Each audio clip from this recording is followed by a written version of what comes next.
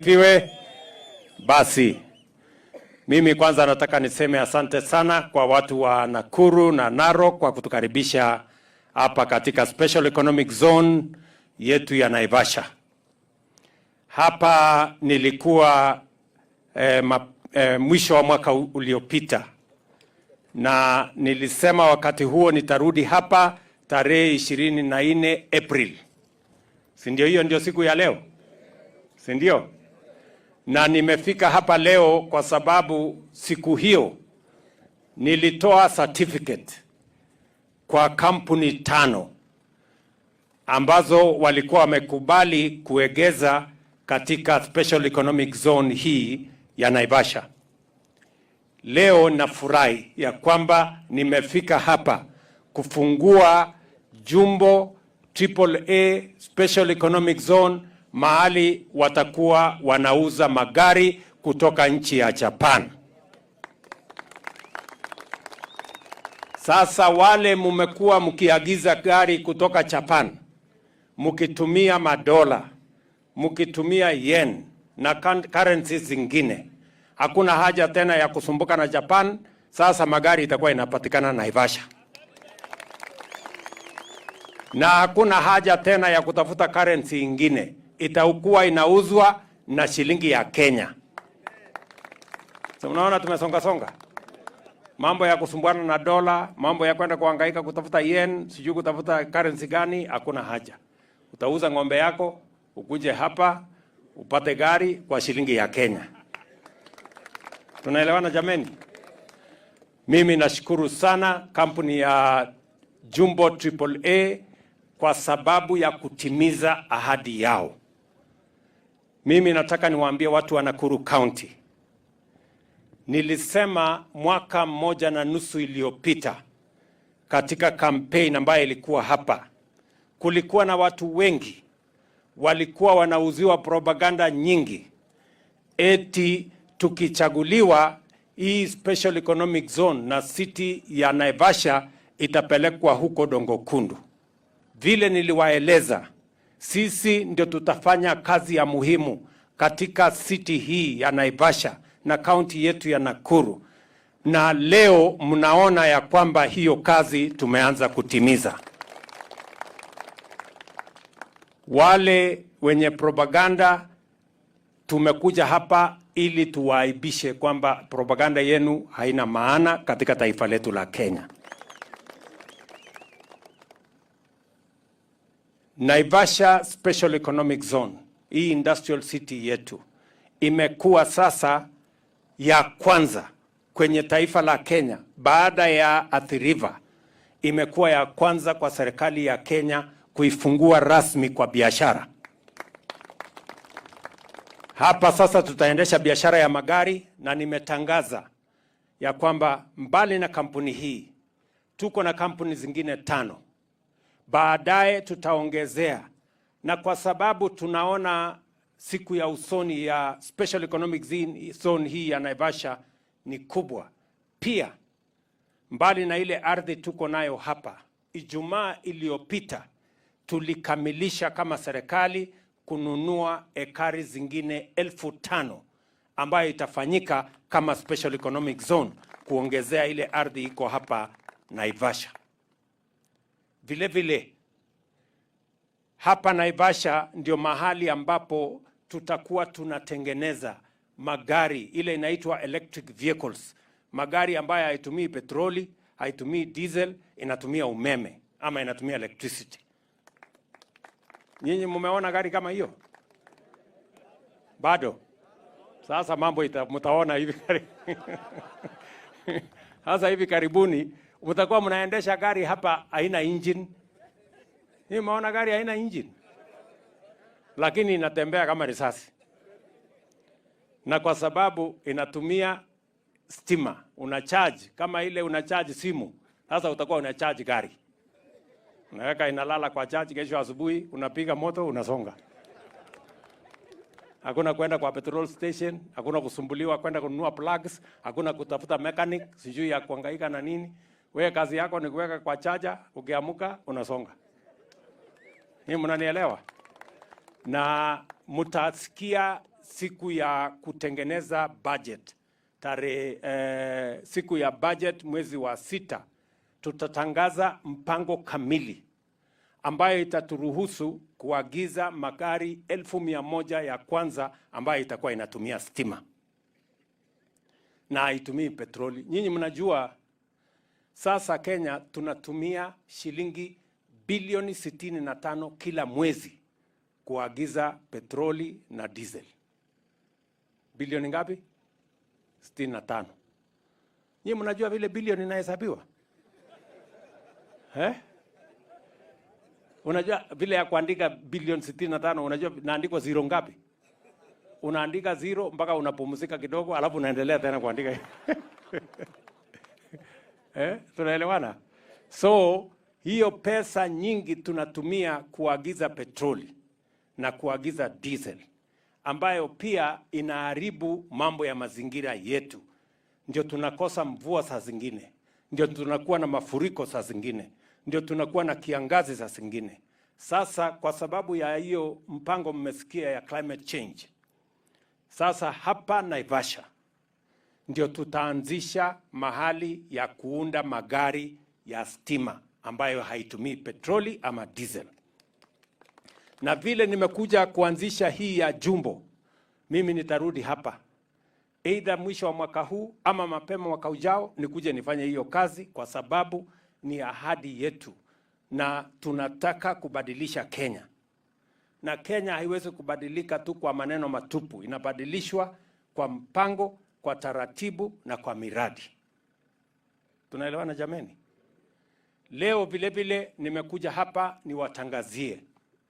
Nilikuwa Japan na balozi wa Japan yuko hapa na sisi, na walitukubalia shilingi bilioni 13 zingine ya kutengeneza umeme zaidi kutoka hapa Olkaria. Sasa tumekamilisha mipango ya hiyo kuegeza hiyo pesa, na nishamwambia balozi we are now ready for the investment of another 100 megawatts of steam from our Olkaria complex under the Olkaria 7 program for us to generate additional renewable green energy to power the industry and the development of our Republic of Kenya. Mnanielewa watu wa Nakuru? So mimi nataka watu wa Nakuru waelewe na watu wa Kenya waelewe ya kwamba tuko na program kamili and tumeanza kutekeleza hiyo mpango. Tulisema bottom up ni kwa sababu lazima tuanze mashinani. Sio ya kwamba lazima kampuni kubwa ikuwe Nairobi. Sio ya kwamba lazima kampuni ya kuuza magari kama hii iwe Japan ama Mombasa. Hata hapa Naivasha inatosha. Na tutapeleka sehemu ingine na ingine mpaka tuhakikisha kwamba kila sehemu ya Kenya inafaidika na mipango na miradi ya maendeleo ya taifa letu la Kenya. Vile vile kwa sababu tunajua hapa sasa itakuwa ni mahali Wakenya wengi watakuja kutafuta ajira. Pia lazima tupange hawa Wakenya watakuja kufanya kazi hapa, wataishi wapi? Watanunua chakula wapi? Watoto wao watasoma wapi? Wakipata mafua ama akipata homa ataenda hospitali wapi? Na ndio mnaona nimekuja pia kuanzisha hapa program ya affordable housing.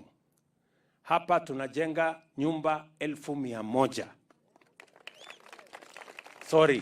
Nyumba 1,000. Si ndio? Nyumba 1,000 ya kwanza. Hiyo 1,100 itafika baadaye. Tunajenga nyumba 1,000 ya kwanza. Nyumba 500 tayari phase 1, nyumba 500 phase 2, na tutajenga shule, tutajenga ECD, tutajenga hospitali na tutaweka social amenities zingine ambazo nyinyi kama wafanyikazi wa sehemu hii mtatumia, watoto wenu wasome, mpate mahali ya kwenda hospitali, na vile vile tutakuwa na commercial building ambayo itasaidia nyinyi mahali ya kununua chakula na kuendesha mambo yale mengine. Huyu PS wangu Bwana Hinga nishampatia maelezo na mwelekeo apange hiyo kazi, na mimi nataka hiyo kazi ianze mara moja. Na hiyo kazi tukianzisha hapa, kutakuwa na ajira huko kwa makampuni. Pia katika program yetu ya affordable housing tunahitaji vijana karibu 500 wa kufanya kazi ya ujenzi wa manyumba hapa. Nyinyi mko tayari? Ama nyinyi ni wale wa kuchagua jembe? Si tulikubaliana kazi ni kazi? Hapa tulikubaliana namna gani? Si ni kazi ni kazi? So ile kazi imepatikana, na hapa kutakuwa na kazi ya aina yote. Watu ya mchanga mko na biashara, watu ya mawe mko na biashara, watu ya malori mko na biashara, madereva na makondakta mko na biashara, carpenter, plumber, mason, electrician, nani mko na kazi, watchman uko na kazi. Ile mtu hana kazi hapa ni mtu ya kumangamanga. Hakuna nafasi ya kuja kutangatanga hapa. Sawa? Na wezi hapana hawana kazi. Sijui kama tunaelewana. So mjipange ndio tuweze kushughulika na mambo ya kuendesha taifa letu la Kenya mbele. Mimi nataka niwahakikishie tutapanga mambo yetu kama taifa. Tutaweka taratibu ya sawasawa kuhakikisha ya kwamba hakuna Wakenya wanawachwa nyuma wakati tunapanga vile tunasonga mbele as Kenyans. So mimi nimefurahi sana kufika hapa siku ya leo, na nitarudi hapa. Niliwaagiza siku ile nitarudi. Si nimefika? Sasa nitaenda kidogo, nikipata maneno mengine mzuri mimi nalete. Hapa tuko na viongozi wengi, si ndio? Huyu kijana huyu anaitwa Karobio, yeye ni mbunge wetu wa East African Legislative Assembly kule Arusha. Pigeni makofi. Unaona kijana mzuri? Huyu ni chairman, anaitwa John Kiarie. Ndio chairman wa, mnajua yule KJ? Ndio mbunge wetu wa Dagoretti South na mwenyekiti wa program yetu ya ICT katika bunge la Kenya. Huyu ni wenu hapa, Jane Kihara. Mnamjua, pigeni makofi. Na huyu Jane ananiambia ati kuna mtu hapa alikuja akawapatia kandarasi, mkaweka pesa yenu alafu akatoroka. Ati ni nini? Ni Turkish. Haya, nitaenda kutafuta yeye. Lazima nimtafute. Na kikosekana nitatafuta rais wa Turkey nimuulize mtu yako alikuja hapa akaweka watu yangu hasara. Si ndio? Huyo lazima nimtafute. Na nitamwambia mambo yake ni matatu. Ama namna gani? Mtu amekuja kuweka raia hasara, si hata yeye tumpange vizuri. Hapana, haiwezekani hiyo namna hiyo. So Jane Kiara amenieleza mambo hiyo ya hiyo watu wameletea nyinyi hasara, na hatutaki mtu ya kutuletea sisi hasara. Sisi ni wafanyabiashara, ni watu ya kujitafutia. Si namna hiyo? Huyu ndio PS wangu wa mambo ya kujenga manyumba. Mkiona vile amesimama hapo, anaweza hiyo kazi ama hawezi? Si anaweza huyu mtu? Hako na kilo ya kutosha kusukumana na wheelbarrow hapa mpaka nyumba ikuwe sawa. Hapa niko na mama wetu gavana wa Nakuru. Mnajua huyu mrembo? Anaitwa Susan Kihika na amenihakikishia ya kwamba atapanga mambo ya Nakuru, hakuna watu kuhangaishwa na maleseni mingi. Amesema hiyo maleseni yote atakusanya iwe leseni moja. Ndio maneno iishe haraka haraka. Na kuwe na mambo ya ease of doing business. Wafanya biashara wapate nafasi ya kufanya biashara, ndio tukuze uchumi wa Nakuru na tukuze uchumi wa Kenya. Na huyu ndio chairman wa Seza, anaitwa Bwana Muteti. Huyu ni CEO wa Seza. Huyu ni chairman wa MSEA, wafanyabiashara wadogo. Huyu mungwana anaitwa Bwana Wachira, yeye ndio mtu ya stima. Ndio amekujia mambo yenu ya stima. Sasa wewe Wachira, umesikia vile nimetangazia hiyo watu. Kuna wengi wako na koroboi. Unasema inaitwa nini ile nyingine? Gitera, sijui nini, Nyitera. Sasa panga mambo yao. Na asipofanya mumshtaki kwangu. Sasa umesikia hiyo maneno, mambo yako inaweza kuharibika. Ujipange. Huyu mungwana anaitwa Abubakar, yeye ndio principal secretary wetu wa kupanga hii mambo yote ya uwekezaji. Yeye ndio PS wetu wa investment. Na hawa wadosi wengine wale ndio matajiri. Wewe simama mbele, hawa weupe hawa, huyo ndio tajiri wa hii area. Wewe